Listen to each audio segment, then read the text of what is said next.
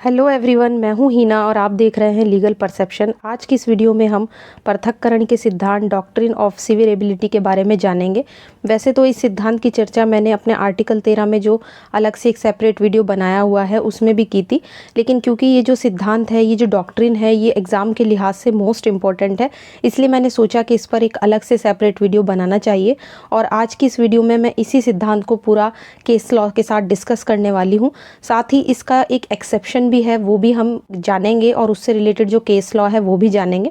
लेकिन आगे बढ़ने से पहले मैं आपको बताना चाहूँगी कि अगर आप इस वीडियो लेक्चर की PDF लेना चाहते हैं, आप फ्री में टेलीग्राम से ले सकते हैं, जिसका लिंक आपको डिस्क्रिप्शन में मिल जाएगा।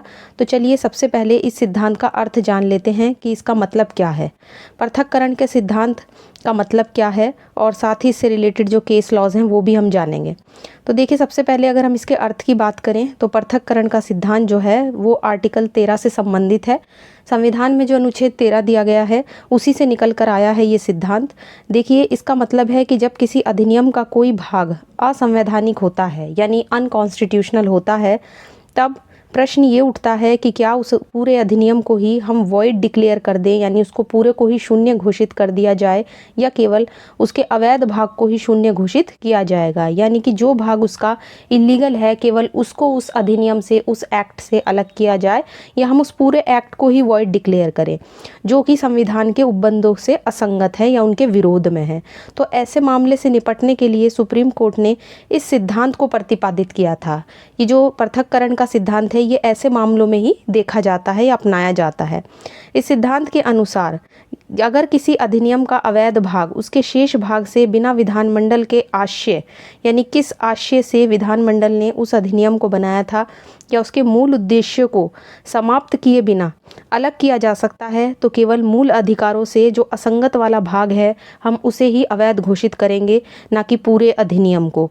तो ये सिद्धांत एक तरीके से, जैसा कि हमें इसके नाम से ही पता चल रहा है कि ये पृथक्करण का सिद्धांत है, तो ये उस प्रोविज़न को ही अलग करने की बात करता है जो संविधान के उपबंधों के लिए अवैध है, यानी कि जो संविधान के उपबंधों से अलग है, असंगत है, उस पार्ट को हमें उससे अलग कर देना चाहिए, ना कि हमें पूरे एक्ट को जो है वो रिपील करना चाहिए या शून्य घोषित करना चाहिए।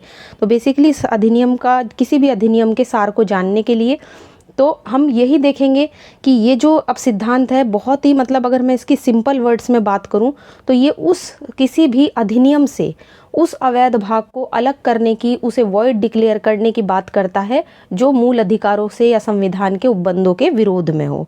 अब हम इससे रिलेटेड केस लॉ देखेंगे। सबसे पहला केस सबसे मोस्ट इम्पॉर्टेंट केस है और सारे यहाँ पर लैंडमार्क केस आपको इस सिद्धांत से संबंधित मिलेंगे। केस का नाम है A.K. गोपालन बनाम मद्रास राज्य, 1950 का केस है। इस मामले में निवारक निरोध अधिनियम 1950, जो प्रिवेंटिव डिटेंशन एक्ट था 1950 का, उसके सेक्शन 14 को विधि मान्यता को उसकी चुनौती दी गई थी कि वो लीगल है या नहीं है। उसको कोर्ट में चैलेंज किया गया था, जिसके द्वारा किसी भी व्यक्ति की गिरफ्तारी की विधि मान्यता की जांच करने की जो कोर्ट की पावर थी उसको ले लिया गया था। तो जो इस एक्ट का ये जो सेक्शन 14 था, इसमें ये व्यवस्था थी कि अगर किसी व्यक्ति की गिरफ्तारी की जाती है तो उसकी गिरफ्तारी किन बेसिस पर की गई है उसको आप कोर्ट में चैलेंज नहीं कर सकते, उस चीज़ की जांच कोर्ट में नहीं की जा सकती। सुप्रीम कोर्ट ने इस केस में इसी सेक्शन को अवैध घोषित कर दिया, उसे असंवैधानिक ठहराया और कहा कि इस धारा को अलग कर देने से अधिनियम का जो नेचर है, उसका जो पर्पज़ है, उसमें कोई परिवर्तन नहीं होगा। इसलिए जो धारा 14 है उसको अवैध घोषित कर देने से अधिनियम के शेष भाग की विधि मान्यता पर कोई प्रभाव नहीं पड़ेगा। तो यहाँ पे कोर्ट ने इस केस में पृथक्करण के सिद्धांत को अपनाया। इसी तरह से नेक्स्ट केस आता है बम्बई राज्य बनाम बलसारा का केस, 1951 का केस है।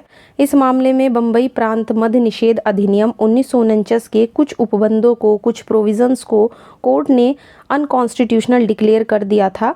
इसके बावजूद भी जो शेष अधिनियम था उस पर इसका कोई इफेक्ट नहीं पड़ा था, कोई प्रभाव नहीं पड़ा था। वो पूरा का पूरा जो एक्ट है वो वैध था, लीगल बना रहा था। कोर्ट ने कहा था कि इसके कुछ उपबंधों को असंवैधानिक ठहराने से पूरे एक्ट पर कोई इफेक्ट नहीं पड़ेगा, पूरा का पूरा जो अधिनियम है वो सही था, इसे लीगल ठहराया गया, जबकि कुछ उपबंधों को अवैध ठहराया। तो इस तरह से इस केस में भी कोर्ट ने पृथक्करण के सिद्धांत को ही प्रतिपादित किया। इसके बाद नेक्स्ट केस आता है किहोतो होलोहान बनाम जाचिलू, 1993 का केस है। और इस मामले में दल बदल अधिनियम के द्वारा संविधान में जो 10वीं अनुसूची जोड़ी गई थी उसी के पैरा 7 को कोर्ट ने असंवैधानिक घोषित कर दिया था। लेकिन ये निर्णय भी दिया कि उसे निकाल देने से पूरे अधिनियम पर उसका कोई प्रभाव नहीं पड़ा और वो विधि मान्य बना रहा। पैरा 7 को क्यों बनाया गया था असंवैधानिक? क्योंकि इसको इसलिए असंवैधानिक बनाया गया था, इसके अधीन स्पीकर का जो निर्णय था दल बदल के प्रश्न पर वो अंतिम बना दिया गया था। यानी अगर कोई भी मेंबर दल बदल करता है, अगर कोई व्यक्ति किसी पार्टी में है और वो उसे छोड़कर दूसरी पार्टी में चला जाता है, दल बदल करता है, तो उस पर स्पीकर का जो जजमेंट होगा वो सबसे आखिर जजमेंट होता था। उसको कोर्ट में चैलेंज भी नहीं कर सकते थे। तो इसलिए जो सुप्रीम कोर्ट था उन्होंने इसी केस में कि हो लोहान वाले केस में इस पैरा 7 को असंवैधानिक ठहरा दिया था। तो इससे भी क्या हुआ था कि वो जो दल बदल एक्ट था, एंटी डिफेक्शन एक्ट था, वो पूरा का पूरा अवैध नहीं था, वो बिल्कुल सही था। इसके बाद अब हम इस सिद्धांत का, जैसा कि मैंने आपको कहा था कि हम इससे रिलेटेड एक इसका एक्सेप्शन भी जानेंगे। तो इसका एक्सेप्शन ये है कि कहाँ पर मतलब इस सिद्धांत, जैसे कि देखिए ये सिद्धांत कहता है कि जो वैध भाग है उसको ही असंवैधानिक ठहराएंगे, पूरे एक्ट को असंवैधानिक नहीं ठहराएंगे। लेकिन मान लीजिए अगर अवैध भाग वैध भाग से इस तरह से जुड़ा हुआ हो कि उस एक प्रोविज़न को या कुछ प्रोविज़न्स को उससे अलग ना किया जा सके, तो तब क्या होगा? तब भी पूरे के पूरे अधिनियम को अवैध घोषित कर दिया जाएगा या सिर्फ उस भाग को ही अवैध घोषित किया जाएगा? तो ऐसे मामले में कोर्ट ने कहा कि अगर मान लीजिए अवैध भाग को वैध भाग से अलग ही ना किया जाए, वो इस तरह से जुड़ा हुआ हो, या अगर हम उसके अवैध भाग को निकाल दें तो अधिनियम का पर्पस ही ख़त्म हो जाए, है ना, उसका कोई पर्पस ही ना रहे जिस पर्पस से उसको पारित किया था या बनाया गया था उस एक्ट को, तो वहाँ क्या होगा? वहाँ कोर्ट अधिनियम को ही असंवैधानिक कर देगा, पूरे के पूरे एक्ट को वहाँ पर निरस्त कर दिया जाएगा, रिपील कर दिया जाएगा। तो यहाँ पे एक तरीके से ये इसका एक्सेप्शन है। अब हम इसी एक्सेप्शन से रिलेटेड एक केस लॉ देखते हैं। ये भी मोस्ट इम्पॉर्टेंट केस है, काफ़ी लैंडमार्क केस है, रोमेश थापर वर्सेस मद्रास राज्य 1950 का केस है।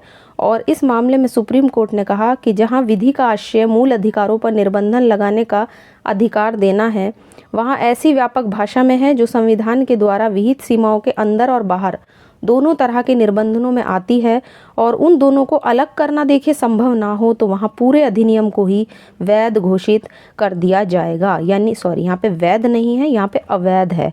पूरे अधिनियम को ही हम अवैध घोषित कर देंगे क्योंकि अब उसको जो अवैध भाग है उसको अवैध भाग से अलग नहीं किया जा सकता।